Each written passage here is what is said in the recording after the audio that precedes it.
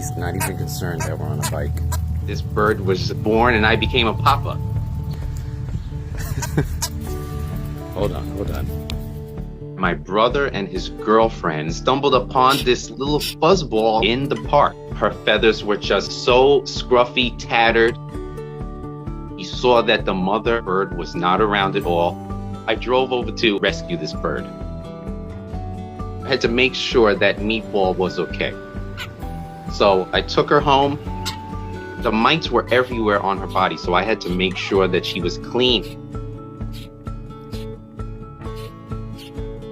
A few days later, Meatball would cry out to me. Eating was every half an hour. This was the tool right here. These tweezers were the gift of life for this bird. Meatball recognized me as Papa Bird, and I loved every minute of it. She would jump and ride my foot. It's like he's riding Godzilla. As she got more comfortable, we did some flight drills and we decided to ride bikes together to make sure that she could handle speed. So when she learns to fully fly, and you handle the wind in your face, the wind in your eyes. It's like, let me listen to what you're listening to. A few weeks later, had our first mini flight. 2, 3. Try and catch me, okay? And she just, took off. It was a messy flight. She wasn't clear to land at Brendan's shoulder runway, but she did it. Every day, the flight skills were improving. Just seeing her take off was so cool. I was like, okay, you know how to fly now. You don't need me. She was a meatball that could not be stopped. Oh, gobbled. You okay? Swallow it. Go ahead.